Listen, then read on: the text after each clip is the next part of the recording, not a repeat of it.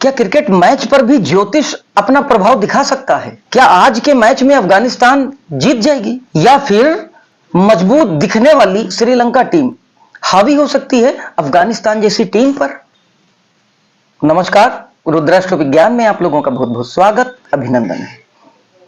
ज्योतिष जीवन के प्रत्येक पहलू, प्रत्येक विषय तक अपनी पहुंच रखता है, इसमें कोई संदेह नहीं है। इसी बात को थोड़ा सा समझने के लिए आज हम चर्चा करेंगे क्रिकेट के ऊपर। जी बिल्कुल सही समझ रहे हैं आप लोग। क्रिकेट में भी क्या ज्योतिष का कोई रोल हो सकता है? बिल्कुल हो सकता है। दो जब टीम आपस में लड़ती हैं, आपस में जीतने के लिए कोशिश करती हैं, तो कौन सी टीम जीत सकती है, कौन सी टीम हार सकती है, इस विषय पर भी ज्योतिष अपनी पकड़ रखता है। तो उसी क्रम में आज हम बात करेंगे कि आज के दिन होने वाले क्रिकेट के महासंग्राम वर्ल्ड कप में दो टीम आपस में लड़ने वाली है। पहली जो टीम है वो हमारी श्रीलंका की टीम है और दूसरी जो है वो अफगानिस्तान की टीम है। तो श्रीलंका और अफगानिस्तान के बीच में आज वनडे इंटरनेशनल का मैच होगा। आज हम ज्योतिष के माध्यम से यह जानने की कोशिश करेंगे कि कौन सी टीम की जीतने के चांस बहुत अधिक हैं। आप लोग अगर थोड़ा सा भी ज्योतिष की जानकारी रखते हैं तो यह वीडियो आपके लिए बड़ा मजेदार होने वाला है, बड़ा रोचक होने वाला है और बहुत कुछ आज आपको सीखने को भी मिलने वाला है। तो पूरा वीडियो अंत तक देखिएगा। किसी भी जगह पर, किसी भी पॉइंट पर आपको कोई भी बड़ी रोचक और बड़ी महत्वपूर्ण बात जानने को मिल सकती है। शुरू करते हैं अपनी बात को। देखिए, हम जब भी किसी दो के बीच में, चाहे वो दो टीम हो या कोई भी ऐसा प्रश्न जिसमें हम यह जानना चाहते हो कि यह घटना होगी या नहीं होगी, जिसका उत्तर हम हां या ना में दे सकते हैं, इस प्रकार के मामलों में प्रश्न कुंडली बहुत सटीक फल दे सकती है। प्रश्न कुंडली, जी प्रश्न कुंडली से अर्थ उस कुंडली से होता है जिस समय प्रश्न किया गया है वह समय नोट कर लिया जाता है। यानी प्रश्न की उत्पत्ति का जो समय होता है वह प्रश्न कुंडली का जन्म का समय माना जाता है। साथ ही जहां से प्रश्न किया गया है वह स्थान कुंडली बनाने में उस स्थान का प्रयोग किया जाता है, यानी हम उस स्थान को डालते हैं और जिस डेट में प्रश्न किया जाता है हम डेट ऑफ बर्थ के रूप में उस डेट को ले लेते हैं। तो आज के इस मैच की प्रेडिक्शन के बारे में हम एक प्रश्न कुंडली का निर्माण करेंगे। आप लोग चाहें तो जो मैं बता रहा हूं उस टाइम को भी आप नोट कर लें ताकि आप उस कुंडली का निर्माण करके और उस चीज को फील कर सकें, अपनी एनालिसिस कर सकें जो मैं बताने जा रहा हूं। मैंने एक प्रश्न कुंडली बनाई है कल के दिन की, यानी कि कल रात मैंने एक प्रश्न कुंडली बनाई। मेरे मन में विचार आया कि इस विषय पर भी वीडियो बनाना चाहिए। तो जो हमारा समय है आप नोट कर सकते हैं। रात्रि 10:04 पर मैंने प्रश्न किया। जो डेट थी वो थी 10 अक्टूबर 2023, यानी 10 अक्टूबर 2023 10:04 रात्रि। स्थान आप लखनऊ डाल सकते हैं। प्रश्न मेरा यह था कि क्या श्रीलंका आज के मैच में, यानी कि मैंने जब प्रश्न किया था तो वो कल था, तो प्रश्न मेरा था कि क्या श्रीलंका की टीम कल के मैच में जीत सकती है। जब इस समय की आप कुंडली बनाएंगे तो आप देखेंगे कि मिथुन लग्न की कुंडली बनकर आएगी। तो उसी क्रम में अब जब आप देखेंगे तो मिथुन लग्न की कुंडली बनकर आएगी तो दो प्रतिद्वंदी टीमें हैं, एक दूसरे की प्रतिद्वंदी टीमें। मैंने जिस टीम को चुना है, जिस टीम के विषय में प्रश्न है, वह लग्न का प्रतिनिधित्व करेगी। यानी कि अगर मैंने पूछा है कि क्या श्रीलंका की टीम जीत सकती है, तो श्रीलंका की टीम का जो भाव होगा वो पहला भाव होगा, यानी लग्न का भाव होगा। और ठीक उसके सामने उसका प्रतिद्वंदी भाव होगा, यानी सप्तम भाव जो होगा वह अफगानिस्तान की टीम का होगा। तो लग्न जो है वह प्रतिनिधित्व करेगी श्रीलंका की टीम का और सप्तम भाव जो प्रतिनिधित्व करेगा वह अफगानिस्तान की टीम का करेगा। एक सामान्य सा नियम है, नोट कर लीजिए आप लोग, कि यदि लग्नेश बलवान हो तो प्रश्नकर्ता की जीत होती है, यानी कि प्रश्न जिस चीज से संबंधित है वह विजयी होता है। और अगर सामने सप्तम यानी सप्तमेश अगर मजबूत है या सप्तम भाव बली है तो सामने वाले प्रतिद्वंदी की जीत होती है।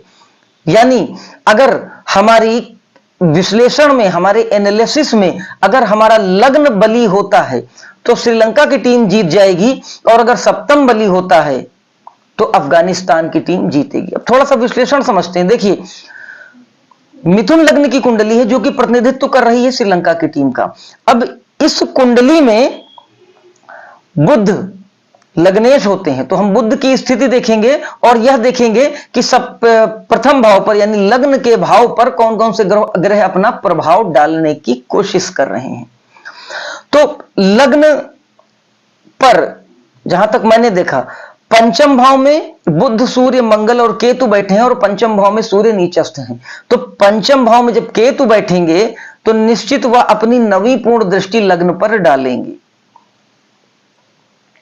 नवी पूर्ण दृष्टि डालने के कारण केतु प्रभावित करेंगे श्रीलंका की टीम को, और कोई भी ग्रह ऐसा नहीं है जो कि लग्न पर अपनी दृष्टि डाल रहा हो। अब जो लग्नेश है वो बुध है। अब जब हम बुध की स्थिति देखते हैं इस कुंडली में तो बुध अस्त हो गए, सूर्य के बहुत निकट के अंशों में आ जाने के कारण बुध अस्त हो गए, और अस्त होने के कारण यह कमजोर माने जाएंगे। तो लग्नेश कमजोर हो गया, हमारा पंचम में है, त्रिकोण के भाव में है, लेकिन कमजोर हो गया। यह एक नेगेटिव पॉइंट बना श्रीलंका की टीम के प्रति। दूसरा देखते हैं, बुध जो है वह राहु के नक्षत्र में है। तो राहु यानी थोड़ा सा आउट ऑफ बॉक्स परफॉर्मेंस देने वाला ग्रह, राहु यानी थोड़ा खुराफाती ग्रह, बड़ा बुद्धिमान, बड़ा शार्प प्लेनेट है। तो लग्नेश जो है वो शार्प प्लेनेट के नक्षत्र में है, तो निश्चित तौर पर राहु भी कहीं ना कहीं से लग्नेश को प्रभावित करेगा। अब लग्न का संबंध राहु और केतु दोनों पापक ग्रहों से हो गया, दोनों खुराफाती ग्रह भी हैं। और राहु जो है वह निश्चित ये जान लीजिए कि कहीं ना कहीं थोड़ा सा बाधा जरूर उत्पन्न करते हैं, लेकिन उनका मकसद जो होता है वो यही होता है कि वह टारगेट को चेस कराते हैं। अगर नेगेटिव होंगे तो नेगेटिव टारगेट तक जरूर आपको पहुंचाएंगे, और अगर पॉजिटिव होंगे तो पॉजिटिव टारगेट तक जरूर पहुंचाएंगे। वह पावर, वह ताकत दे देते हैं। तो राहु कहां बैठे हैं इस कुंडली में? राहु बैठे एकादश यानी कि सिद्धि यानी प्राप्ति के भाव में। तो जब 11वें भाव में राहु बैठे हैं तो लग्न जो हमारी है उसका स्वामी बुध पंचम में बैठा है, तो एकादश में बैठकर राहु बुध को पूर्ण दृष्टि से देख रहे हैं, यानी कि लग्नेश को राहु पूर्ण दृष्टि से देख रहे हैं, और वो नक्षत्र में भी उसके बैठे हैं, यानी कि नक्षत्र का स्वामी जो है वह लग्नेश को भी देख रहा है। बुध और राहु के आपस में कोई बहुत दुश्मनी नहीं है, मित्रवत व्यवहार रहता है। तो यह एक प्लस पॉइंट हुआ श्रीलंका की टीम के प्रति।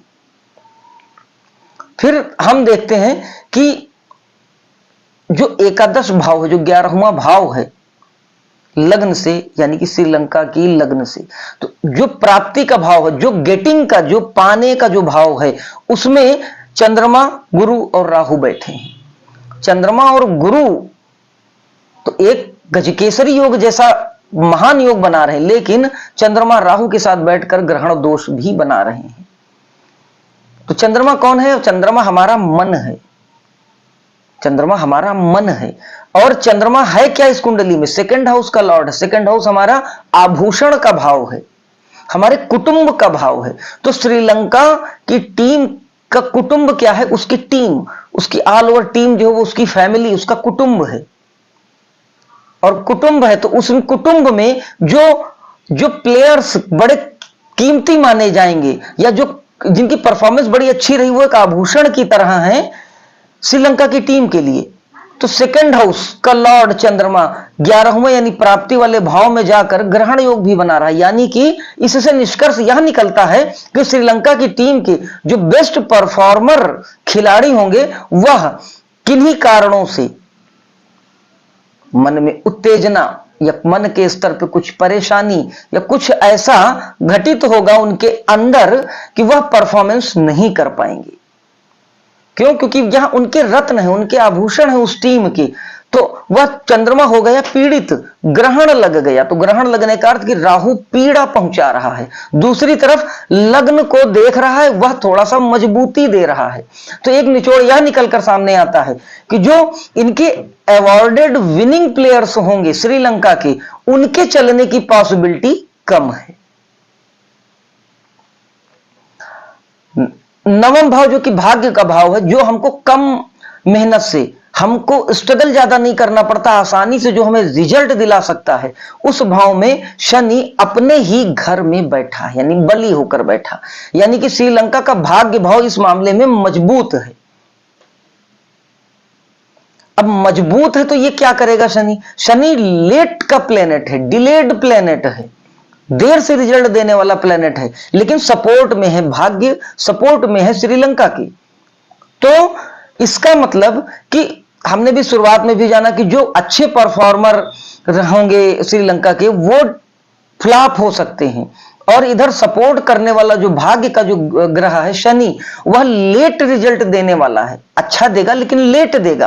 तो इसका मतलब कि इनके टॉप ऑर्डर्स फ्लॉप हो सकते हैं, जो टॉप बैटिंग ऑर्डर्स होता है वो फ्लॉप हो सकता है। और अगर पहले बॉलिंग करेंगे तो इनके जो टॉप परफॉर्मर्स होते हैं बॉलिंग के मामले में, वो फ्लॉप हो सकते हैं। और यह भी हो सकता है कि शुरुआत के कुछ एक ओवर्स जो होते हैं वो काफी नेगेटिव रिजल्ट मिले बॉलर्स की ओर से, काफी धुनाई हो सकती है बॉलर्स की शुरुआत में। बाद में हो सकता है कि वही बॉलर्स विकेट अच्छे निकाल दें, या फिर कोई नए कमर्स या जिनके ऊपर आपने बहुत ज्यादा एक्सपेक्ट ना किया हो, जो कमजोर जैसे दिखने वाले बॉलर हो। यानी कि शनि कौन है? शनि दुर्बल, शनि कमजोर, शनि निम्न वर्ग को रिप्रेजेंट करता है, और ये सपोर्ट कर रहा। तो अगर पहले बैटिंग की तो निचले क्रम में वो लोग जो जिनको मौका नहीं मिला, या जो लोग अच्छा परफॉर्म नहीं कर रहे थे, जो थोड़ा दीन दुखी कमजोर दिख रहे थे, उनको सपोर्ट करेगा। तो ये लोग बाद में अच्छी परफॉर्मेंस देंगे बैटिंग में। और अगर पहले बॉलिंग करते हैं तो उसमें भी ये देखने को मिलेगा कि जो बॉलर्स होंगे, वो बॉलर्स जिनको लोग दीन की श्रेणी में देखते हैं, जो देखते हैं ये बड़े कमजोर हैं, इनसे कुछ नहीं होगा, उनको वो सपोर्ट करेगा और उनसे विकेट निकलवा सकता है। तो ये तो हुई श्रीलंका यानी कि बुध की बात। अब हम देखते हैं कि सामने वाला जो प्रतिद्वंदी रहेगा इनका, अफगानिस्तान की टीम, उसके ज्योतिषीय आंकड़े क्या कहते हैं, वो किस प्रकार फाइट करने के लिए तैयार है ज्योतिष के माध्यम से।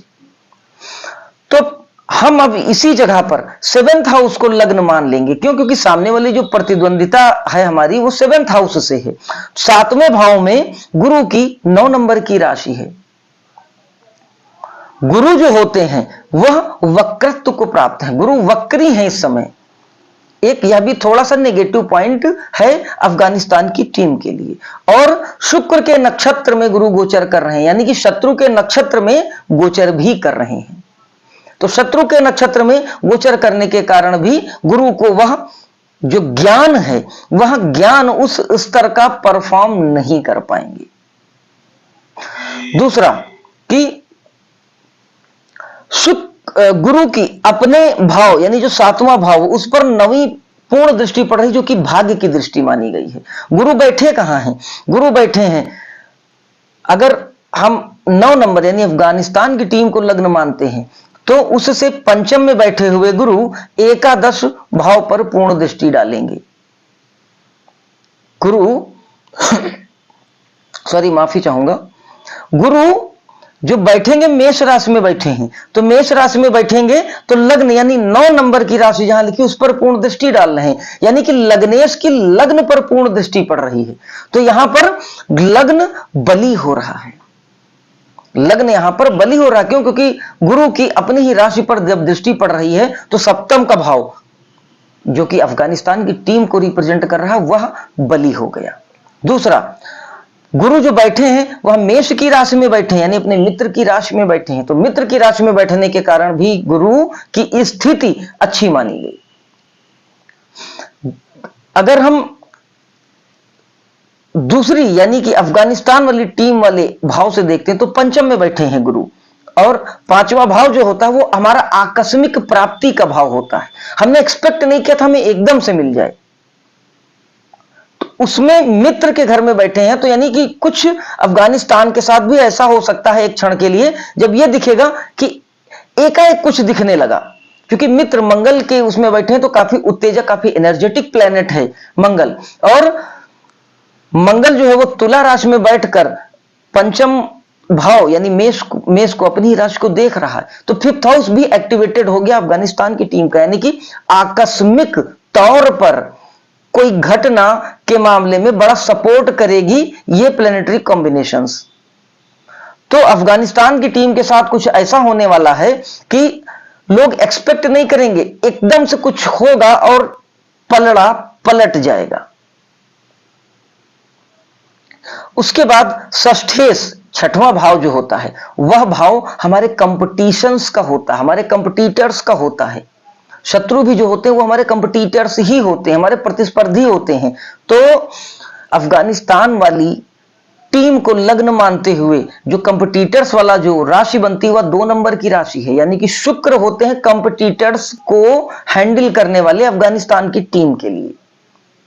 अब कारण क्या है, देखिए शुक्र के नक्षत्र में बैठे हैं गुरु और प्रतिस्पर्धा में विजय देने वाला जो ग्रह है वह है शुक्र, तो शुक्र का एक कॉम्बिनेशन बन रहा है। अब इन दोनों भावों का अगर हम ठीक से विश्लेषण कर चुके हैं तो अब हम धीरे धीरे रिजल्ट की ओर बढ़ने की कोशिश करते हैं।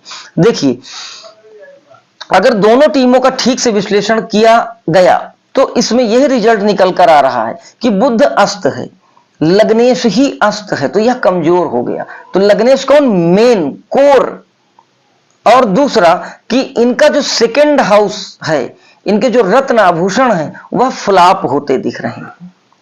फिर अफगानिस्तान की टीम का जो सेकंड हाउस है, इनके जो रत्न, इनके जो आभूषण हैं वह बैठ गया है थर्ड हाउस में पराक्रम और साहस के भाव में, अपनी ही राशि में शनि। तो इसका मतलब कि अफगानिस्तान की टीम के साथ यज्ञ कुछ ऐसा होगा जो बड़ा बेनिफिट दे देगा उनको, और इसके साथ ही साथ बड़े फाइट के साथ, बड़े साहस के साथ, बड़े आत्मविश्वास के साथ इनका धीरे धीरे आत्मविश्वास बढ़ता जाएगा। क्यों? क्योंकि शनि बैठा है इनके आत्मविश्वास वाले ग्रह में। तो धीरे धीरे कुछ ऐसी घटनाएं बनती चली जाएंगी और अफगानिस्तान की जो टीम है उसका कॉन्फिडेंस लौटता दिखेगा। क्यों? क्योंकि शनि डिले करने वाली राशि है। शनि जो प्लेनेट है वो डिले करने वाला प्लेनेट है और अपनी ही राशि में बैठे हैं, वायु तत्व की राशि में है, थर्ड हाउस का लॉर्ड। तो ऊंचाइयां छूनेंगे, ऊंचाइयां छूने का भाव है ये इनके लिए थर्ड हाउस। तो आल और निचोड़ यही निकलता है कि श्रीलंका की टीम पर कल अफगानिस्तान की टीम भारी पड़ने वाली है। उतार चढ़ाव काफी देखने को जरूर मिलेगा, लेकिन जो रिजल्ट है वो रिजल्ट अफगानिस्तान की टीम के पक्ष में आने की संभावना अधिक दिख रही है। अब जो हमारे कर्म भाव का अगर हम विश्लेषण करें, जो एक्शन परफॉर्म करेगा, तो श्रीलंका की टीम से जो दशमेश बनते हैं वो गुरु बनते हैं, और श्रीलंका की टीम से अगर देखा जाए तो दशमेश कर्म का स्वामी जो है वो प्राप्ति के भाव में चला गया, एकादश भाव में चला गया है। तो ये मेहनत करेंगे पूरी कि हम उस इष्ट को सिद्धि प्राप्त करें, यानी कि हम अपने मकसद को हासिल कर लें। दूसरी तरफ अफगानिस्तान की टीम का जो कर्म भाव बनता है वो बनते हैं बुध, और वो भी बैठ गए हैं एकादश भाव में। तो इनकी भी इष्ट या अभीष्ट की जो सिद्धि है वह बन रही है मंगल के साथ। तो मंगल जो है वो खेलों को प्रतिनिधित्व करता है, मंगल जो वो एनर्जेटिक प्लेनेट है, साहस का ग्रह है। तो ये लोग भी निश्चित तौर पर पूरे दमखम, पूरे जोश के साथ खेलेंगे। हालांकि इस मामले में एक चीज आपको और भी देखने को मिलेगी, अफगानिस्तान की टीम की ओर से मिस फील्डिंग भी ज्यादा देखने को आज आपको मिलेगी, क्योंकि दशमेश जो है वह अस्त है। तो आज का मैच जो है वो बड़ा उतार चढ़ाव भरा होने वाला है, लेकिन मैक्सिमम जो पॉसिबिलिटी बन रही है वह बन रही है अफगानिस्तान के फेवर में। लॉजिकली अगर हम देखेंगे तो श्रीलंका की टीम काफी हद तक मजबूत है, लेकिन ग्रह गोचर की जो स्थितियां दिख रही हैं वह किसी भी एंगल से सपोर्ट में नहीं दिख रही कि वह जीत हासिल कर सके। लगभग लगभग एक जैसी ग्रहों की स्थितियां बन रही हैं, और यदि कोई बड़े चेंजेस दिख जाएं आपको उनके 11 खिलाड़ियों में, तो यह भी कोई बड़ी बात नहीं है। इसके अलावा एक पॉसिबिलिटी यह भी बनती है कि यह मैच टाई हो सकता है। क्यों? क्योंकि दशम और एकादश का दोनों टीमों का संबंध बनना, मतलब कि दोनों ही टीमों के दसवें से एकादश में जाके बैठ गए, यानी कर्म करेंगे और अभीष्ट को प्राप्त करने की पुरजोर कोशिश करते हुए नजर आएंगे। तो यह निश्चित तौर पर कहा जा सकता है कि अफगानिस्तान की टीम काफी हद तक विजय प्राप्त करने में सक्षम रहेगी आज। अब देखते हैं कि क्या होने वाला है। यह ज्योतिषीय विश्लेषण है, और इस विश्लेषण को हम और सटीक तब बना सकते हैं जब हम इसका और सूक्ष्म विश्लेषण करें, और अधिक सूक्ष्म विश्लेषण पर अगर हम जाएंगे तो फिर वीडियो बहुत लंबी हो जाएगी। एक मोटा मोटा ओवरव्यू लिया गया है, आपको बताने की कोशिश की गई है कि किस प्रकार किसी दो पक्षों के बीच में जीत और हार का जो फैसला है वो हम ज्योतिष के माध्यम से किस प्रकार कर सकते हैं। अब यह तो थोड़ी आज की कुंडली कॉम्प्लिकेटेड थी, बहुत निकटता सूचक कुंडली है दोनों टीमों की, लेकिन कुछ एक मामलों में अगर कभी ऐसा मौका मिला तो मैं जरूर बताऊंगा जिसमें निश्चित 100% आप कह सकते हैं कि फला टीम विजयी होगी। क्यों? क्योंकि एक टीम बहुत कमजोर होती है और दूसरी टीम ज्योतिषीय आधार पर बड़ी मजबूत दिखती है, उसमें कोई संशय नहीं रहता। अगर कभी मौका मिला, मेरा थोड़ा सा रुझान इस टॉपिक की ओर गया है, तो मैं बराबर चेक करता रहूंगा, और कभी भी उदाहरण के लिए कोई ऐसी टीम की कुंडली बनती है जिसमें 100% कंफर्म हो तो वो कुंडली मैं जरूर आपके सामने लेकर आऊंगा। एक निवेदन है आपसे कि अगर रुद्राष्ट्र विज्ञान के वीडियोस आपको अच्छे लगते हैं तो आप इसको ज्यादा से ज्यादा लाइक करें, शेयर करें, हमारे चैनल को आप सब्सक्राइब कर लें और भी लोगों को सलाह दें। हमारे चैनल के माध्यम से अगर कोई अपनी कुंडली का विश्लेषण कराना चाहता है तो वो पूर्णतः निःशुल्क है। किसी भी प्रकार का जेमस्टोन, कोई रत्न या कोई यंत्र या फिर किसी भी प्रकार का कोई उपाय बेचा नहीं जाता। इन्हीं विचारों के साथ इस वीडियो को यहीं विराम देता हूं। कल फिर किसी ज्ञानवर्धक चर्चा के साथ आपसे भेंट होगी। तब तक के लिए जय महाकाल।